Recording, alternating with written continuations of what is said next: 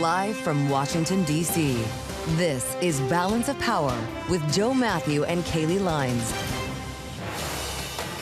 President Trump says Iran just violated the ceasefire. Welcome to the Friday edition of Balance of Power, just a day after Iran opened fire on a cargo ship in the Strait. I'm Joe Mathieu alongside Kailey Leinz here in Washington. Kailey, the markets haven't even blinked here, but there are real questions about the status of peace talks. Yeah, of course, we don't know when the next round of talks between the U.S. and Iran, formal ones, that is, will take place. And we have seen violations of a ceasefire been accused before. Iran repeatedly accused the United States of it while it was still maintaining its naval blockade. Of course, that blockade is no longer in effect. The president had declared the Strait of Hormuz free and open, and yet the president is now saying that there were 4 one-way attack drones at least that were launched at ships transversing the Strait of Hormuz. He says, and this is a direct quote, obviously this is a foolish violation of our ceasefire agreement. Yeah, and it doesn't mean he's going to do anything about that, but he's dropping a marker on this. And boy, isn't it amazing, the lack of reaction on Wall Street? We've really learned to live with this, apparently. Oil is, in fact, sharply lower. We've got $69 a barrel WTI, which is a price we haven't seen,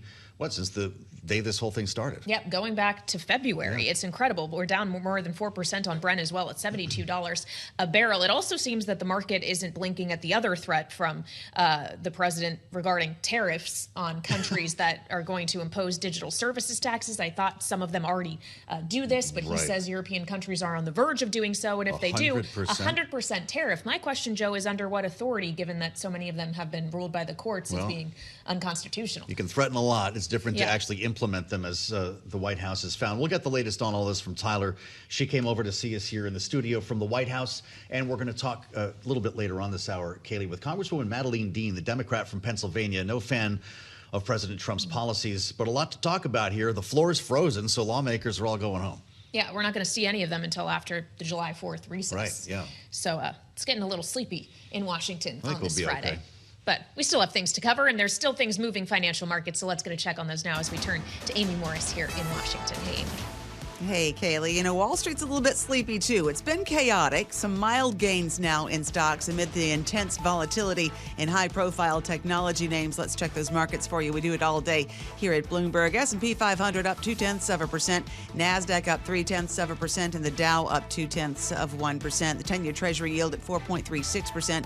2-year yield at 4.08%. Now, oil still headed for its biggest weekly drop in a month after transits through the Strait of Hormuz accelerated. But President Trump posted on social media that Iran violated the ceasefire with a drone attack in the Strait. And Oman has told European officials there's no way to go back to the pre-war status quo and that ships will likely have to start paying fees to move through the Strait. Well, oil still moving lower. WTI crude oil now 3.8% lower at $69 a barrel. Brent crude at $72 a barrel. That's about 4.4% lower. Volkswagen is looking to cut additional jobs, may even shutter factories to make Europe's biggest automaker more competitive. The plans include doubling staff reductions and cutting general overhead costs by 11 billion euro by the end of the decade. Labor leaders have vowed to oppose the plans. Volkswagen shares nearly 4% lower. Boeing secured an order from China Southern Airlines valued at $3.62 billion, marking an important win for Boeing, which shares are less than 1% higher. For on-demand news 24 hours a day, subscribe to Bloomberg News Now wherever you get your podcasts. I'm Amy Morris. That's a Bloomberg Business Flash. Let's go back to Balance of Power now with Joe Mathieu and Kailey Leinz. All right, Amy Morris, thank you so much. So it does seem to be a sleepy Friday overall, though you are seeing some material action in the oil market, as Joe and I and Amy were mentioning, with prices lower, despite the fact that the president is accusing Iran of violating the ceasefire in the Strait of Hormuz. As he says, the U.S. shot down 3 one-way attack drones, but of course a 4th hit a ship that was still able to continue on, but nonetheless reignited some concern yesterday over the ability for ships to transit the Strait of Hormuz after it, of course, had been declared open via this memorandum of understanding. And we still have major outstanding questions as well, Joe, about whether or not fees or tolls are going to be imposed by Iran and Oman. The different sides are saying different things about that in particular. That's for sure. Fees, the word that Iran likes to use here, service fees, I think is what we're calling for it. Administration. Yeah, it's like when you check into the hotel, who made that reference? You get the spa charge, whether you use it or not. But there are 3 routes that are emerging here in the Strait. And the U.S. is trying to keep its own under control here, but this is an indefinite presence of our military, it seems, in that part of the world. Yeah, and for how long is that going to be deemed sustainable when, of course, the Pentagon is already requesting tens of billions of dollars more in funding from Congress for what has already taken place in the Middle East as we question the future. Heard about this from President Trump. He was speaking at the Rose Garden Club just last evening about the status of talks. This is before the Truth Post earlier today. Listen. They want to make a deal with us very badly, and we probably will. I think we will, but the Strait is open. Yesterday, they took out 19 million barrels of oil. That's the most in the history of the Strait. And the oil prices are dropping like a rock. And, you know, as goes oil, so goes everything else. That's the idea. And oil is lower, $69 for WTI. And that's despite the news here with the president saying, quote, this is a foolish violation of our ceasefire agreement. Bloomberg Washington correspondent Tyler Kendall joins us right now in studio here in Washington with the latest. Tyler, is this a one-off post, or could there be a change here in the Strait? We're going to have to see how it evolves, because this does mark the first such attack that we've seen since the Memorandum of Understanding was signed. President Trump giving us a little bit more details here beyond what we had been tracking last night when this news broke. He says that the U.S. was able to intercept 3 out of 4 of these drones, but that one ultimately hit this vessel, though damage was sustained. It was still able to continue transiting through. But you hit on a really key point, Joe, that I've been following closely here, which is that this attack happened in one of those routes that's considered to be the safer route. It's that corridor that hugs the Oman coast, where the U.S. really has some leverage and control over. So in some regard, this has perhaps undermined some of the confidence. Bloomberg News was able to review a message that one major oil company did send its vessels to say, hold put for now. We saw the UN's global shipper say that they're going to, for now, suspend evacuation operations in the wake of this. But still, the data analyzed is showing us that it's not really having that big of an impact. Ships are still making their way ultimately through the Strait. Okay. Well, and of course, there's the question on whether, in order to guarantee safe transit through the Strait, ships eventually are going to have to pay. Bloomberg is reporting that Oman is telling European officials that there's no way of going back to the pre-war status quo in the Strait of Hormuz, and that transiting ships may have to be charged some fees. You questioned the president about this directly at the G7, and he made it pretty clear he did not want fees associated. The Secretary of State has said the same thing. So where's the disconnect here? I was going to bring that up. Just last night, we had Marco Rubio reiterating to reporters that that's not going to be ultimately an option. But it's very clear that it's top of mind for Iran. Earlier this week, it really came to the forefront because we saw Iran release this joint statement with Oman, saying that they were working out some sort of fee structure, navigational fees, environmental fees, along those lines. I think the Secretary of State said ultimately it would be semantics in his words, but any such charging of passage wouldn't be acceptable. But pair that with the Wall Street Journal report that I know we spoke yesterday about on this program, that Iran's estimating it could bring in $40 billion worth of revenue each year. But not only that, they're potentially going to pitch this to other countries in the Middle East, maybe even China, to share in on the costs, but also the profit of operating such a system. It leaves a lot of big open questions. Maybe that's the most contentious point right now. But then also, as you both know, we're tracking very closely President Trump last night doubling down that unfrozen Iranian assets are going to go towards U.S. farmers. That's the latest that we've also heard from Iran, disputing that that's something on the table. Fascinating. Before we bring in the Congresswoman, Tyler, what's going on with this latest tariff threat? European countries discussing, he says, the imminent implementation of a digital services tax on American companies. To Kailey's point, some already have this. Let this statement serve to represent any country imposing such a tax will immediately be met with a 100% tariff on everything. On what grounds would that be made? If I could take an educated guess here, I would assume that the president is teeing up something under Section 301. Okay. We know the administration actually already has investigations from the first Trump term under Section 301, which is investigation into alleged unfair trade practices. And we've seen them before pull on investigations from the first Trump term and essentially repurpose them here. Typically, these investigations take 9 months, but they're able to essentially expedite that process if the work has already been done. Section 301 is a very malleable tariff, I think it's fair to say. It can go up to 100%. There's no cap. And it also can be done indefinitely. You have to review it every 4 years. But would make sense. Maybe he's leaning towards that. Whether or not this is a negotiating tactic, I mean, you mentioned I was at the G7 last week. He said 100% tariffs on French wine if France doesn't drop it. Quickly, I will add, once we have seen a country drop it, that was Canada last year during the negotiations. They chose not to collect revenue, so wow, fascinating. Maybe it'll work. All right, well, I guess we'll see. We've seen 100% tariffs threatened before, and they never actually became reality. So to some extent, we have to keep history in mind here. Bloomberg's Tyler Kendall, our Washington correspondent. Thank you very much.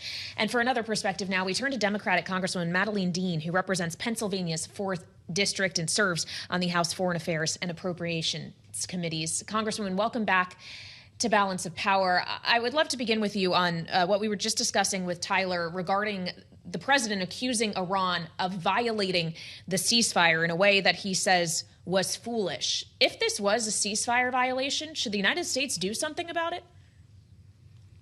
Well, what I wish we had were diplomats actually negotiating the ceasefire. I'm sure by now everybody has read the 14-point MOU and how weak it is, how clearly drafted by Iran and for Iran that it is. And it was only a memo to talk more, to negotiate more. And we do not have solid diplomats on the ground doing the work, the difficult, complex work of negotiating the ceasefire. What we also see, and it was part of your last conversation, is just the chaos of this president, the whiplash that you can get from listening to him from 1 hour to the next, whether it is on signing bills that have been passed in a bipartisan way, like the housing bill, or about the ceasefire in Iran. Think about it. This war that was named Epic Fury has actually been an epic failure. And I say that with no pleasure. Obviously, our men and women of the military have been exquisite, but we have lost 13 members of the military. Hundreds have been wounded. More than $150 billion at least has been expended. Our munitions are low. The president's now asking for a supplemental, even as he asks for more than $1 trillion in a defense budget. The president's chaotic moves, whether it's domestic or it is international and a question of war and peace, frankly, have been very hard to follow and very hard to support.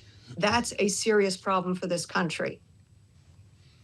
You're on the Foreign Affairs Committee, as has been mentioned, Congresswoman, and I'm just wondering what you guys talk about. And is it Democrats in one circle and Republicans in another? The stories that we keep hearing are that you're not being briefed by the administration, that you didn't even see this MOU until it was already signed. Or has it brought Democrats and Republicans together somehow because you're all living in the dark? I didn't see it until it was leaked and picked up by the press. We have not had a briefing from the administration. We haven't had a briefing on the war, on the so-called Epic Fury, let alone on what would be a ceasefire and hopefully peace in the Middle East and a restoration of some economic ability to recover the economy by this administration. After all, what is going on in my district, what my constituents care about, are the issues of war and peace. They also care about the issues of costs. Everything the president has done has driven up costs. Originally with his reckless tariffs, and here you hear him threatening them again, 100% on you, 100% on you. But then his chaotic and inhumane immigration policy. I'd love to talk to you about my visits to both Dilley and the economic impact. Dilley, Texas, and to Moshannon in Pennsylvania, these for-profit detention camps, some holding children for months, terrorizing whole families. We have not been briefed. The president and his team have not briefed us. Secretary Hegseth has not come forward to either the appropriations or the foreign affairs committees. This is an administration, sadly, out of its depth, following an emperor who has no clothes and has shown it over and over again. And it is very dangerous for our national security and extremely harmful to our economy. Well, you mentioned Secretary Hegseth not coming before the Appropriations Committee, we have seen a supplemental budget request handed down that includes almost $70 billion for the Pentagon and much money for other things, including Ebola response and aid to farmers, for example. What would the consequence be for our national security if the Pentagon doesn't get the funding it says it needs? Well, I'm looking at this list from the supplemental from the White House ask. $67 billion for the war, $1.4 billion for Ebola, $11 billion for farmers, $1 billion for Penn Station, and $770 million for Department of Energy security issues. What would it mean? How about they release the $100 billion? I'm in touch with the defense industry. $100 billion from last year's big, beautiful bill. How about this administration doing its job appropriately in a straightforward fashion, even with bills that I didn't approve of, but he got them signed into law? Why are they asking for a supplemental when they have not released $100 billion worth of defense spending from his big, beautiful bill? And it's very jarring because, as you know, this week we just marked up our final appropriations bill, the 12th of 12 in the House, and it is the defense bill. For the first time in history, they have asked for more than $1 trillion in defense spending. So why in God's name would we ever need another supplemental for this failed war? There are questions as an appropriator, Congresswoman, about what's going to happen in September. There are questions about this defense bill if the Save America Act is attached to it. But what do you think about the narrative right now that Chuck Schumer, that possibly Hakeem Jeffries, maybe yourself, will not be able to vote for a budget in time to fulfill our requirements in the next fiscal year, and we could have a shutdown ahead of the midterms? I hope we never have another shutdown. There is absolutely no reason for it. We have, as appropriators, have been doing our job. The Senate needs to get doing theirs. Then the four corners need to come together.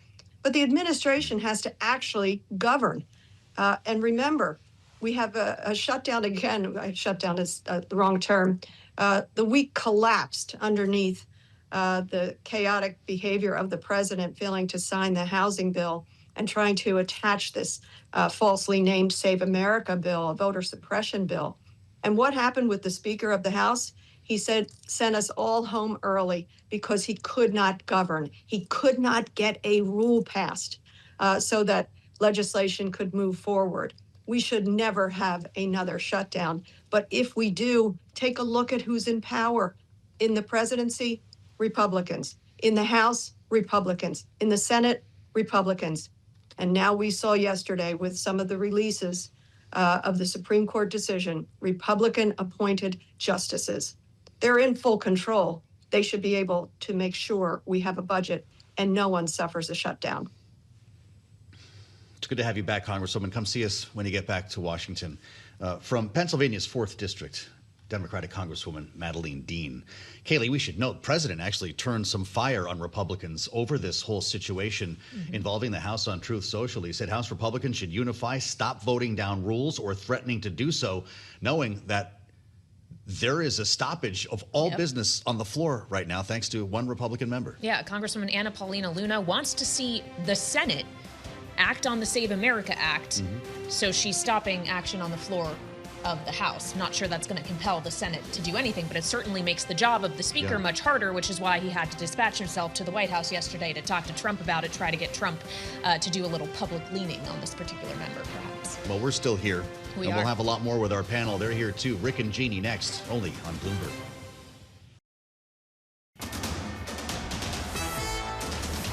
121 on Wall Street. I'm Amy Morris. Tech stocks drag global indexes lower following renewed selling in chip makers, while a report that OpenAI could postpone its plans to go public also weighed on sentiment. We check markets for you all day long at Bloomberg. The S&P 500 up 0.2%, NASDAQ up 0.1%, the Dow up 0.1%, the 10-year Treasury yield at 4.37%, and the 2-year yield at 4.08%. SpaceX's blockbuster bond sale is weakening in the secondary market market. Traders saying they cannot recall another recent deal that's widened this sharply. Shares of SpaceX are still higher, though, about 3% higher. For on-demand news 24 hours a day, subscribe to Bloomberg News Now wherever you get your podcasts. I'm Amy Morris. That's a Bloomberg Business Flash. Now back to Balance of Power with Joe Mathieu and Kailey Leinz.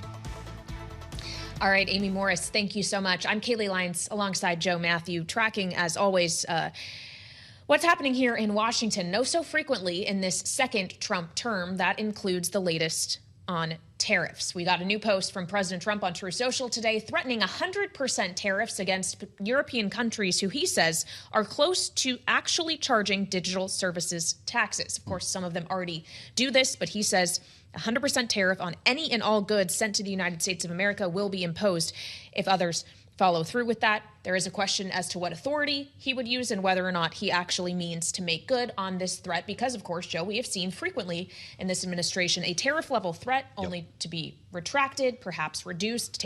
Look no further than our northern and southern neighbors as we think about what was once a threatened 50% tariff on all Canadian and Mexican goods down to 25 with a carve out, of course, for goods compliant with the USMCA agreement. This is constantly changing, although those agreements may be subject to change pretty soon as well. Well, that's right. It's time for renewal. And of course, if they don't do anything, it automatically renews, as we understand. But there is a big question right now about what the president wants to do. He's been dumping on the USMCA recently, even though he's the man who negotiated it. Yep. And his line most recently has been, it was the way to get out of NAFTA. And he says, at this point, we don't need this. That has caused a lot of stakeholders to worry about the direction that we might be traveling in. And it's where we start our conversation with our friend and colleague, David Weston, the host of Bloomberg Wall Street Week. They're going to be digging into this on the program this evening. David, how much time is left to renegotiate this before it rolls into the next phase? How does next week strike you?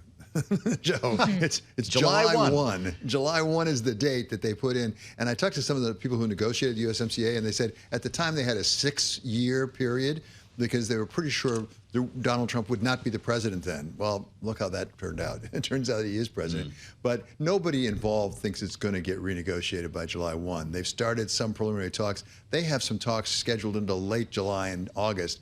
They'll be lucky to get this done in the next several months. But it is looming, and it is making a lot of people very nervous in the auto industry and energy and, of course, in agriculture. Well, and in agriculture, we already have seen, of course, billions of dollars in aid flowing to farmers. The administration is now requesting some $10 billion more. What is the USMCA agreement on American farmers specifically, or influence on American farmers and their incomes, David? Well, it's a great question, Kailey. The starting point is go back and see what happened under USMCA. And what happened under USMCA is that Mexico and Canada replaced China as the largest sources for exports for the U.S. agriculture, which is critical to farmers. We went out and talked again to some farmers we did about a year ago. It's gotten a lot worse in the last year because they depend so much on exports, because they actually produce more than the United States could ever consume. One of the people we talked to was Tom Halverson, who's the CEO of CoBank. I know you know him. He's a major supplier of credit to farmers across the country. And this is part of what he said farmers are looking at with respect to the USMCA.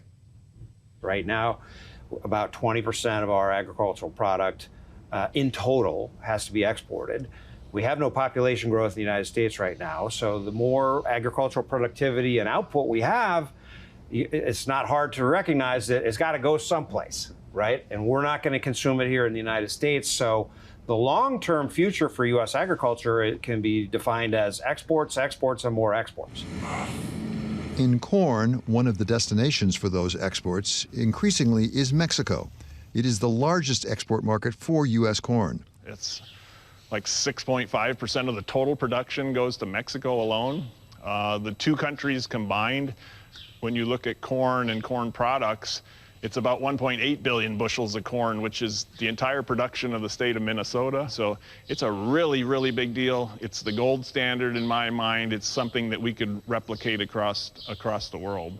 But despite it being the gold standard for U.S. farmers, America does run a trade deficit in agriculture with both Mexico and Canada. You probably do like I do, and most of the people we know want to have, fruits and vegetables we used to not get in the wintertime. Now we want them 365 days a year. That means we have to buy them and import them from other places. And the result of that is even though we're exporting more and more agricultural volume. We're also importing more. That has resulted in our agricultural balance of trade going negative.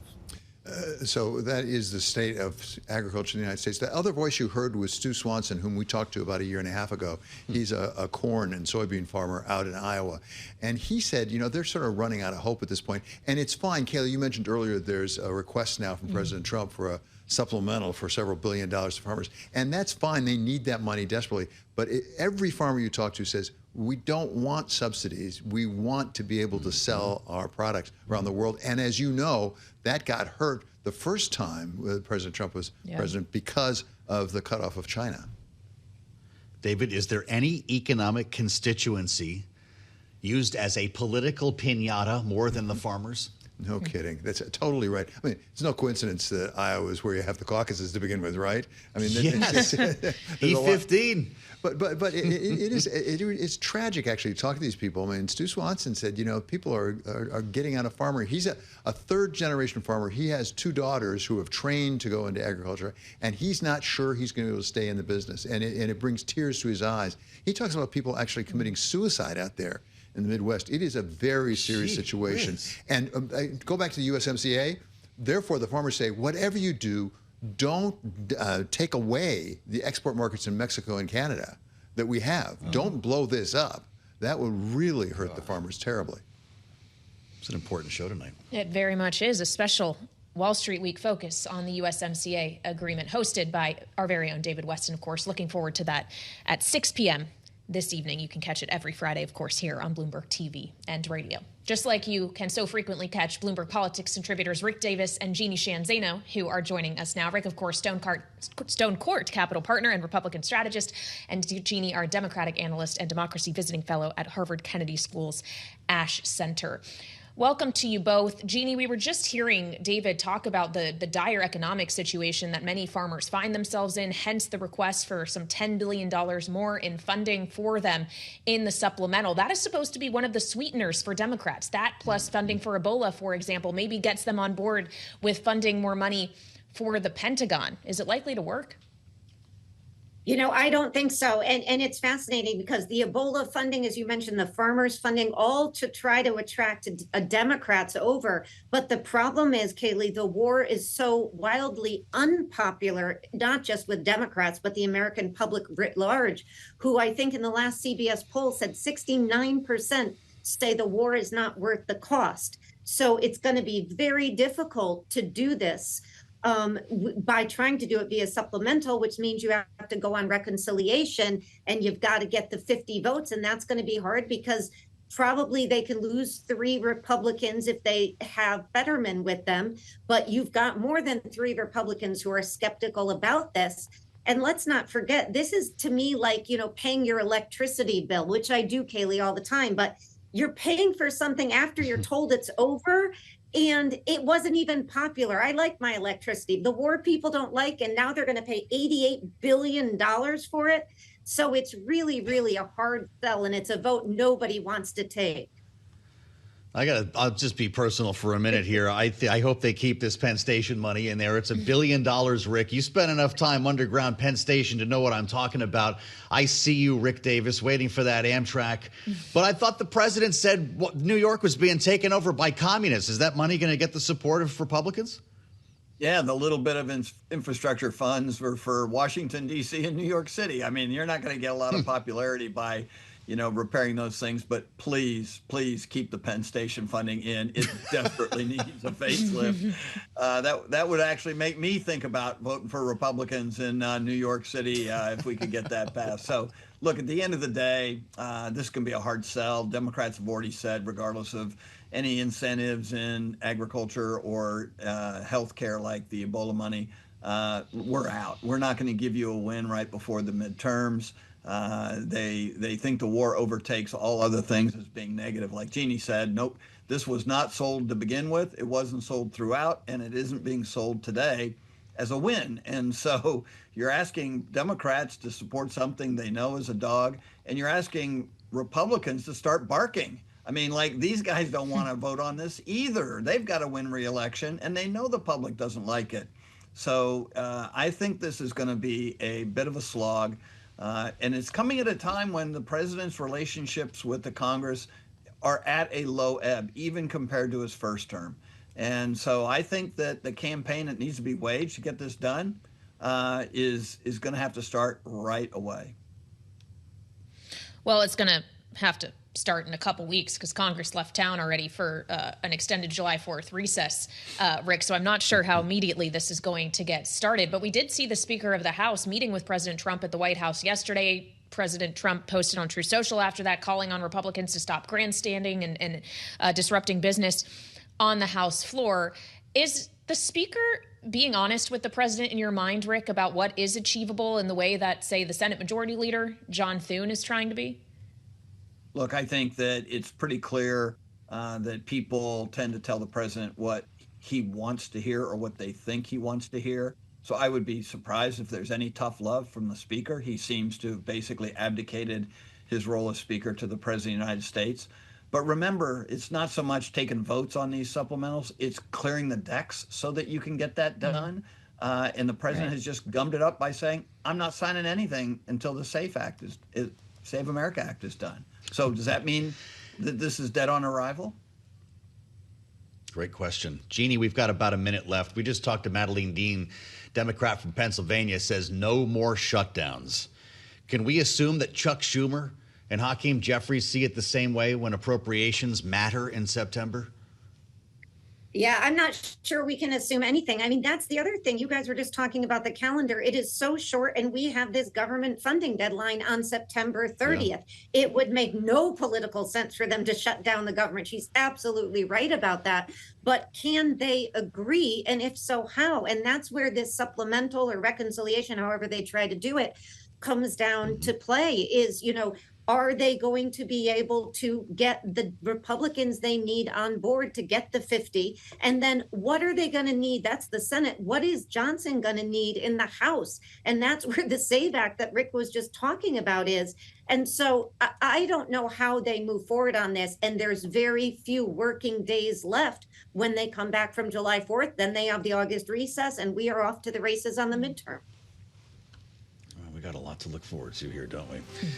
We haven't even talked about what's happening on the National Mall. Rick Davis and Jeanne Zaino, thank you both. Bloomberg Politics contributors will meet you on the late edition of Balance of Power, as we do every Friday at 5 p.m. Eastern Time. We're going to turn our attention coming up to what's happening with John Bolton.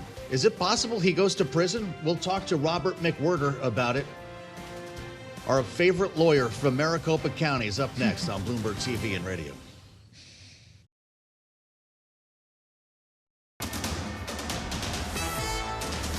It's 1:40 on Wall Street. I'm Amy Morris. Wall Street traders kept driving a rotation out of high-profile chip makers and into a broader category of companies, stocks halting a 4-day slide. And we check those markets for you all day long here at Bloomberg. The S&P 500 is up 0.1%. NASDAQ little changed on the upside, and the Dow little changed on the upside. The 10-year Treasury yield at 4.37%, the 2-year yield at 4.09%.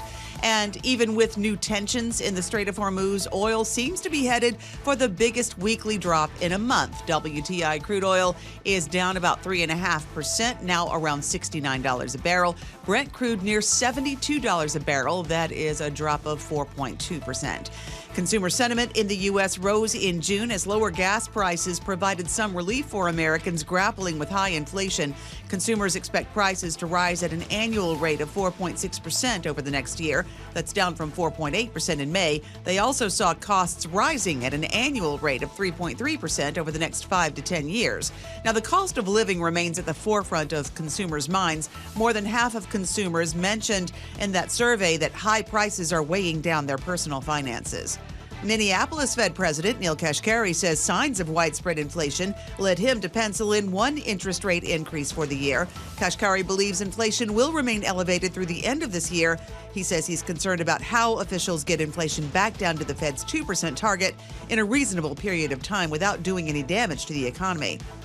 Kashkari spoke to Bloomberg on the sidelines of the Aspen Ideas Festival in Colorado. For on-demand news 24 hours a day, subscribe to Bloomberg News now wherever you get your podcasts. I'm Amy Morris. That's a Bloomberg Business Flash. Back to Balance of Power with Joe Mathieu and Kailey Leinz. All right, Amy Morris watching the markets for us. Thank you so much. Welcome back to Balance of Power on Bloomberg TV and radio. I am Kailey Leinz alongside Joe Mathieu, where if you watch or listen to us frequently, you've probably heard us have a few conversations with the former national security advisor in the first Trump administration, John Bolton. In fact, we spoke with him last week, and Joe actually asked him about what he had planned for today, which was a guilty plea that he has entered to unlawfully retaining national defense information. So pleading guilty to a single charge of illegally keeping classified material today. And it now raises the question that Joe posed to John Bolton last week, which is he going to serve time in prison? Of course, he didn't answer that question for you, Joe. He wasn't able to comment on this case, but that is a very real possibility of up to 5 years. When you read this, prosecutors agreed to ask for a sentence that includes a fine and a prison term of not more than 5. Bolton could argue for little or no time behind bars, but we wonder if that's possible, and we thought we would talk to an expert. This has been a very busy and important week for legal news here in the Capitol as well, with the Supreme Court busy yesterday. There was a lot of news that didn't allow us to get to some of this, so we want to do it all right now with our friend Robert McWhirter, the constitutional lawyer, practicing criminal defense, civil rights lawyer in Maricopa County, Arizona, joins us from the law office of Robert McWhirter, although it looks like you're on the road, Robert. Are you coming to town for the big state fair on the Mall? We've got a Ferris wheel here, you know. We thought maybe this might bring you to Washington finally. Sorry, I don't think I'm going to make that particular event, although I would like to see the condition of the reflecting pool. Yeah, well, we have an update on the reflecting pool. We'll get to that before the end of the hour. Robert, is John Bolton going to prison? He very possibly could. This is going to be purely up to the judge, and it will depend on his calculation of the federal sentencing guidelines. I would guess that calculation will show that he possibly will get 18 to 24 months. He has no prior criminal history, so that's relevant. The statute, in case your viewers want to look it up, is 18 U.S.C. 3553, which is what a federal judge uses, the factors to determine a sentence.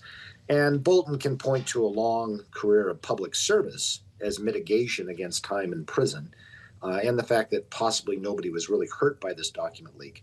But that being said, the judge certainly has the discretion to give him anything from 5 years or less, and perhaps more if he calculates more. I doubt it would be anything more than 5 years, but it could. He could be doing some months in prison. So he's ultimately likely to serve some kind of punishment for illegally handling classified material. What's different then between John Bolton and President Trump, who kept documents at Mar-a-Lago, or even former President Biden, who had documents in his garage? Yeah, that therein lies the key question. What is different is the incredible volume of difference. John Bolton took some things and emailed some family members and a few things like that. Now, he shouldn't have done it. It violated the statute, and he recognizes that if he goes to trial, he was going to lose on several counts. So you're talking a relatively few files here, right? What you're dealing with Mar-a-Lago and what was then former President Trump are boxes and boxes of classified materials, which could be really calculate up to a huge sentence. And frankly, if you look at the complication of prosecuting John Bolton, they had to go through his emails, do some discovery. What they would do with Donald Trump, in this case was all queued up, is basically say, look, here's the documents, here's one in his stage, here's one in his bathroom, here's another one in his bathroom. Really, the evidence against who was then Donald Trump, former president, number 45, as opposed to current Donald Trump, 47, was pretty damning and pretty compelling. You also mentioned the question about the Biden situation. The Biden documents were, again, very narrow, and it was pretty clear it was a mistake. And so they did a thorough investigation and realized, well, there really wasn't a basis to charge him with a crime because it was unintentional. And he just took it over as former vice president. So all those cases are very distinguishable from the much, well, based on the evidence, the much higher culpability of Donald Trump. Oh, really something. Imagine sharing a cell with John Bolton, the stories at night. Robert, where would he go? What kind of prison are we talking about here? He's not wearing black and white stripes and busting rocks, I'm guessing. There are various security levels. Generally, there's 5 different security levels, and the Bureau of Prisons has changed that from time to time. He would generally go to what would be called a federal camp. And often in those federal camps, the actual wall is like a fence that's about 4 feet high. So it's fairly good. But I will remind you one thing. Todd Blanche has just rewritten the Bureau of Prison Designation policies and has taken unto himself the power to designate any inmate to go to any place that he chooses to send them. And this is frightening because this has never happened before. So he could actually, in his own discretion, according to the rules he just wrote for the Department of Justice, send John Bolton to someplace like Leavenworth or Marion, which are the highest security classifications, versus a relatively low security or low security in the camp, just as he did with Ms. Maxwell, giving her a less serious classification and a lower incarceration. So really, this is a level of discretion. And given Blanche's boss, who's blindly loyal to, which is Donald Trump, desire to go after enemies, John Bolton could be looking at a classification far in excess of what he could expect, and a life in prison that would be very bad. In fact, if I was his defense lawyer, I would argue that to the judge, at the whim of the Attorney General, or in this case, acting Attorney General, John Bolton could be unduly punished far in excess of what he would deserve given his history in the service. Wow, it's incredible to consider, and we will ultimately look toward the sentencing there to get some clarity on this. While we have you, Robert, I'd also like to ask you about the decisions we've gotten from the Supreme Court this week, and frankly would love to hear from you on the decisions we have yet to get, like birthright citizenship in the Lisa Cook case. But on the decisions we got yesterday, most of them split exactly on ideological lines, including the two cases that ruled essentially in favor of the administration's immigration policies, allowing the ending of or the potential deportations of hundreds of thousands of individuals coming from crisis countries, stopping asylum seekers at the border as well. What do you make of the rulings? Are you surprised by them, or does, as the justices in the majority ruled, the president does have leeway here? Well, I'm not surprised by them, and I will say I'm sadly not surprised by these because the justices have been very pro-Trump on this. And frankly, if you look at these same justices who did things to hem in presidential power when Joe Biden was president, they're taking a very different tune now. What literally this means is that we are sending people back to their deaths. The State Department has an advisal that, American citizens should not travel to Haiti, and yet we're going to send these people back to Haiti where they will be killed. And they've done a little sleight of hand as well. In another case, they said that, well, when a person seeks asylum, they come to a border official, and we can block them from stepping into the United States, which means the United States law does not apply, international law does not apply, the Refugee Act of 1980 doesn't apply, and we can just go ahead as a matter of discretion, not even bother to hear an asylum case with just total discretion because U.S. law doesn't apply to them until their foot hits U.S. soil, and we're going to prevent that from happening. Well, all the Jewish persons in World War II who sought to come to the United States would never have been allowed in under that.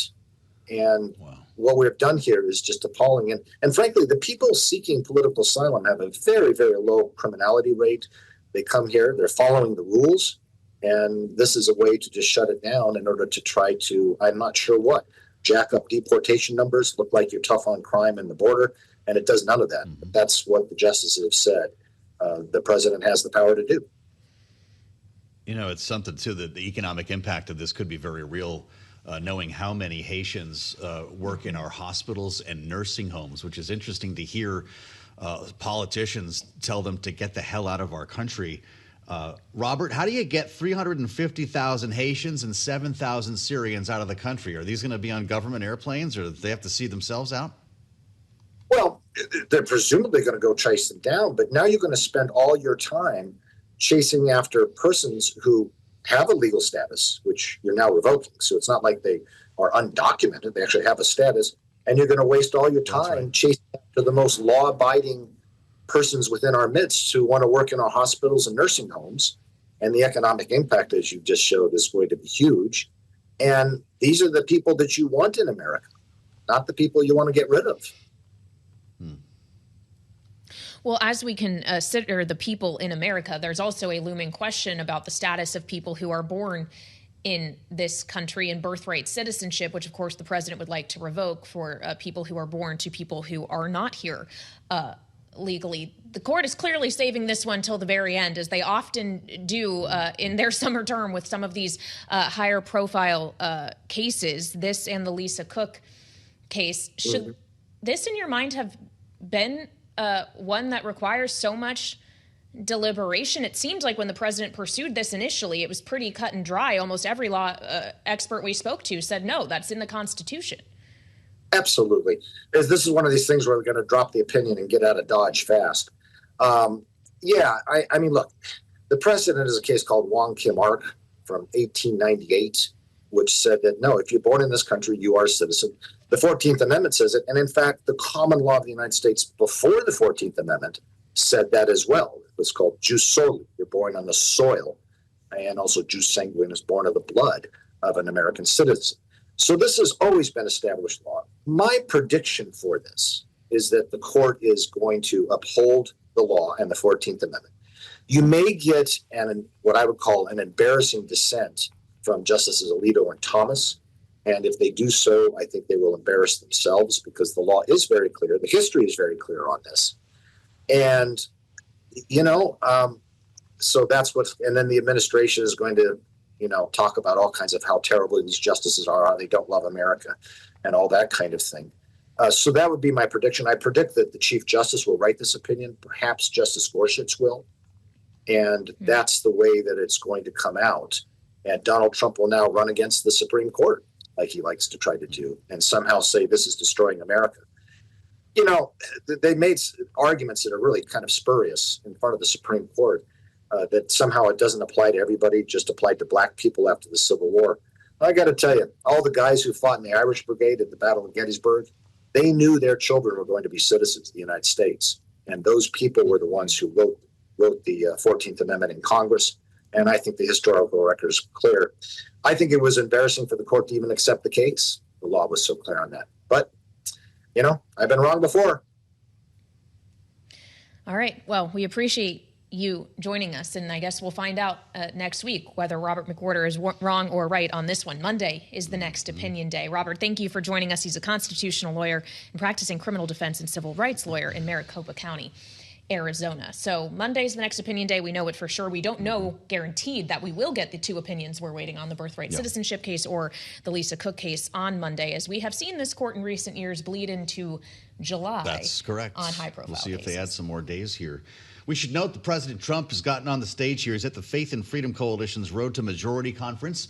And Kailey, interesting, he's at the Hilton. Yeah. This is the old Hinckley Hilton, as it has become known here in Washington, D.C. Last time he was there was the Correspondents' dinner, which, of course, was attacked and brought to an early end. We're supposed to replay that dinner at the end of next month. We'll meet you on the late edition of Balance of Power right here on Bloomberg.